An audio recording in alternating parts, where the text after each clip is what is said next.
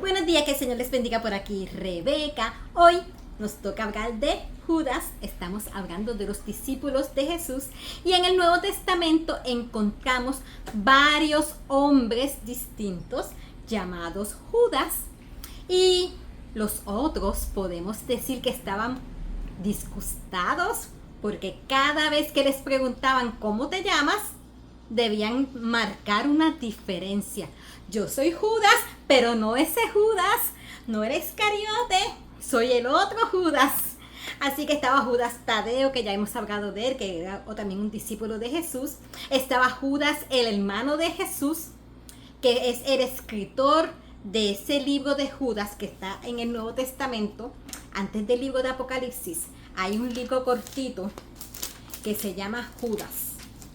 Ese es otra persona llamada también Judas, que es hermano de Jesucristo. También está Judas Barsabás, está Judas de Damasco, el que hospedó a Saulo cuando Saulo quedó ciego. También se llamaba Judas. Y está Judas el Galileo. Pero hoy hablaremos de Judas Iscariote, uno de los discípulos famosos por lo que hizo contra su mejor amigo Jesucristo. En las listas de los nombres cuando se mencionan los 12 discípulos en el Nuevo Testamento, el nombre de Judas Iscariote por lo general es mencionado al final de la lista. Empieza primero Simón, llamado Pedro, y Andrés, su hermano, y sigue por ahí hasta que y Judas Iscariote, y termina acompañado de el que también le entregó. El que también le entregó. ¿Por qué lo ponen al final? Porque acabó mal. Porque el final es como un lugar deshonroso. El final de la lista. Pero Judas no empezó mal. Terminó mal por lo que hizo, pero no comenzó mal. Judas era un hombre excelente en la época de Jesucristo. Por eso hemos dicho que varios hombres se llamaban así. Provenía de uno de los hijos de Jacob, que se llamaba Judá, la tribu de Judá, de donde desciende Jesucristo. El nombre tiene un doble significado. Por un lado es guiado por Jehová y también alabanza a Dios. Lo que indica que cuando él nació, sus padres deben haber tenido grandes esperanzas de que fuera guiado por Dios. Sin embargo, aunque Judas es un nombre con un significado hermoso, hoy día nadie quiere ponerle a un hijo de nombre Judas porque se utiliza como sinónimo de traición, debido precisamente a Judas Iscariote. Su segundo nombre, Iscariote, se deriva del término Ish, que significa hombre, y la ciudad de Keriot, hombre de Keriot. Probablemente Judas venía de una ciudad llamada Keriot, situada en el sur de Judea. Así que fue el único discípulo que realmente no era de Galilea, era de Judea. Judas Iscariote. Cuando Jesús hizo la elección de los 12, él no fue al templo buscando a los mejores y más brillantes eruditos, tampoco tomó en cuenta las abundantes escuelas de los fariseos, sino que después de orar toda la noche, Jesús estuvo orando en el monte toda la noche y después fue que los escogió. Él sería el mentor personal de esas 12 personas y uno de ellos fue Judas Iscariote. Judas no era el traidor cuando Jesús lo llamó a seguirle. Hay gente que trata de culpar a Dios por la caída de Judas. Algunos afirman que Judas fue predestinado a hacerlo. Pero hay que recordar que cada ser humano tiene libre albedrío. La Biblia nos enseña que el plan de Dios era que Jesús iba a ser traicionado. Pero Judas, por su propia voluntad, decidió hacerlo. Alguien tenía que hacerlo, pero fue Judas quien lo hizo por su propia decisión. No era que estaba predestinado. Él decidió, él tuvo el libre albedrío y eso fue lo que escogió. Por 3 años tuvo una amistad íntima con Jesús. Él caminó con Jesús, conversó con Jesús, se sentó bajo las estrellas, compartiendo el pan y sus ideas, sus sentimientos. Él estuvo ahí caminando, viajando con él. Estuvo en todos los sermones, estuvo en todos los estudios bíblicos, en todos los tiempos de oración, en todos los retiros espirituales, en todas las ceremonias religiosas. Igual que quizás lo hayas estado tú, en los diferentes cultos que se llevan a cabo en los templos, en las iglesias. Judas vio cuando Jesús dio vista a los ciegos. Judas vio cuando Jesús estuvo resucitando los muertos. Cuando Jesús calmó la tempestad, Judas estuvo allí. Estuvo allí en diferentes momentos. Cuando él echó fuera demonios, cuando sacó a los comerciantes del templo, cuando tomó a los niños en sus brazos. Judas estuvo allí. Y Judas también fue con los otros discípulos en su misión de predicar las buenas noticias. Y participó en el ministerio de echar fuera demonios y sanar a los enfermos cuando Jesús los envió de 2 en 2 a hacerlo. Tuvo tantas responsabilidades como los privilegios de los otros discípulos. Además, fue el único discípulo que ejerció un cargo, el de tesorero, porque él gozaba de la confianza de los demás discípulos. Jesús lo entrenó, Jesús le enseñó. Judas podía acercarse a Jesús para preguntarle lo que él quisiera en cualquier momento, porque siempre viajaban juntos. Si Judas hubiese pedido a Jesús, Jesús necesita oración, Jesús hubiera detenido el tiempo, el momento para orar por él en donde quiera que estuviesen. Jesús lo amaba, Jesús le servía y hasta hemos leído que en una ocasión le lavó los pies, cuando él le lavó los pies a todos sus discípulos. Este hombre tuvo una oportunidad extraordinaria. ¿Fue Judas Iscariote un hipócrita? No lo sabemos. Judas había dejado su pueblo, su hogar, sus amigos, su entorno familiar, sus bienes materiales, dejó todo para seguir a Jesús cada día. Él podía haberle dicho al Señor, pudo haberle dicho al Señor igual que dijo Pedro: nosotros lo hemos dejado todo y te hemos seguido, porque así fue. Él lo dejó todo, dejó su ciudad allá, Judea, para estar con Jesús caminando en Galilea, en Jerusalén, en Samaria, en todos los lugares que Jesús iba. Pero algo era diferente, algo ocurrió en el interior de Judas que lo llevó a tomar un camino muy diferente al de los demás. Judas había dado su vida por seguir a Jesús, pero nunca le dio su corazón. Judas estaba al lado de Jesús y sin embargo se hallaba muy lejos de él. La Biblia nos dice en el capítulo 6 de Juan: después de la multiplicación de los panes y los peces, aquellos hombres querían derrocar al gobierno e instalar a Jesucristo como un rey. Cuando Judas se enteró de esto, eso él debe de haberse emocionado muchísimo. Por fin llegó el momento. El final de Roma será el comienzo del nuevo rey. Pero la Biblia nos dice algo muy diferente. En el capítulo 6 del Evangelio de Juan, en el verso 15 nos dice: pero entendiendo Jesús que iban a venir para apoderarse de él y hacerle rey, volvió a retirarse al monte él solo. Wow, eso debió haber desconcertado a Judas, porque Jesús les había dicho: váyanse ustedes adelante, yo me voy a quedar orando.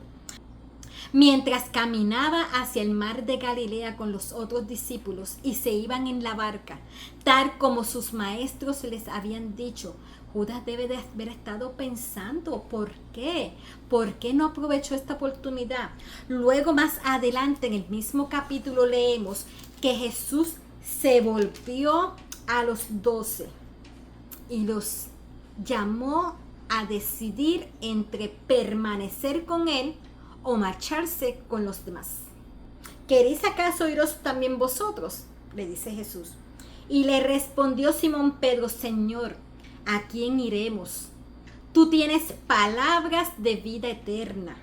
Y nosotros hemos creído y conocemos que tú eres el Cristo, el Hijo del Dios viviente.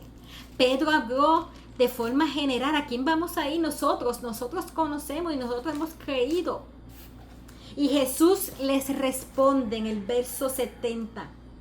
¿No os he escogido yo a vosotros los 12? ¿Y uno de vosotros es diablo? ¡Wow! ¡Qué palabra tan terrible! Como Jesús ha dicho que uno de ellos, de los 12 que él mismo había escogido, es el diablo. Y en el verso 71 Juan nos dice, hablaba de Judas Iscariote, hijo de Simón, porque este era el que le iba a entregar y era uno de los 12. Algo llevó a Juan, cuando escribió este evangelio en los años 60, a señalar específicamente a Judas Iscariote como esa persona que Jesús había señalado. Ese debió haber sido el momento en que Judas manifestara su preocupación.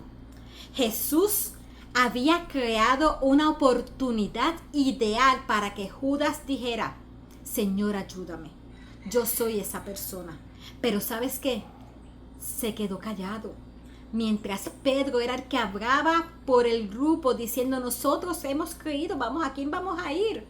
Él se quedó callado, pudo ver, Señor, yo soy esa persona, necesito de ti, necesito tu oración. Una de las cosas sorprendentes de la historia de Judas es que Jesús sabía todas las cosas, sabía quién le entregaría, sabía cómo lo haría, cuándo lo haría y hasta cómo terminaría la historia. Sin embargo, no dejó dominarse por los sentimientos negativos. Le permitió a Judas desarrollar sus dones, poniéndolo como tesorero. Le sentó a su izquierda, dándole un lugar de privilegio. Le dio además el bocado del huésped especial. Él mojaba el pan con Jesucristo. Y hasta el momento culminante en el Getsemaní, le dijo amigo. Ese fue Jesucristo. El Señor podía ver lo que los demás no veían. Jesús veía las manos, Jesús veía el corazón, Jesús veía también y escuchaba las palabras. Jesús sabía el espíritu que tenía Judas y la conciencia del traidor. Él lo sabía, lo conocía todo y sin embargo siguió amándole y dándole a cada paso una oportunidad más. Al igual que te la da a ti y me la da a mí cada día. Judas tuvo muchas oportunidades de arrepentirse y de cambiar.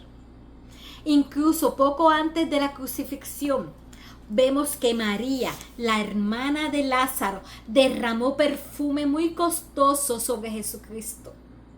Y mientras esto ocurría, Judas protestó diciendo que aquel perfume podía haberse vendido y ayudar a los pobres.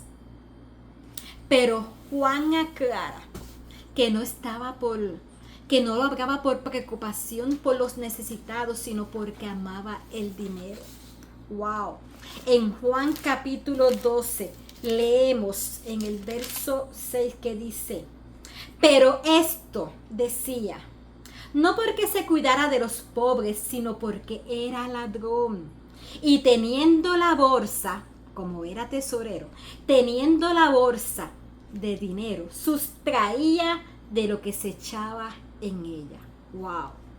Siendo el tesorero del dinero que se recogía para sustentar ese ministerio de Jesucristo, él sacaba de ese dinero, se lo robaba, era ladrón. Ahí mismo lo dice Juan. Ese incidente en que María derramó el perfume costoso sobre Jesús fue como la gota que colmó la copa. Wow. En Lucas capítulo 22, versos 3 al 5 nos dice: y entró Satanás en Judas, por sobrenombre Iscariote, el cual era uno del número de los 12, y este fue y habló con los principales sacerdotes y con los jefes de la guardia de cómo se los entregaría. Wow. Ellos se alegraron, convinieron en darle dinero. Él lo hizo por el dinero. Estaba desilusionado por lo que se dirigió a los líderes religiosos y les preguntó cuánto dinero le darían si les entregaba a Jesucristo.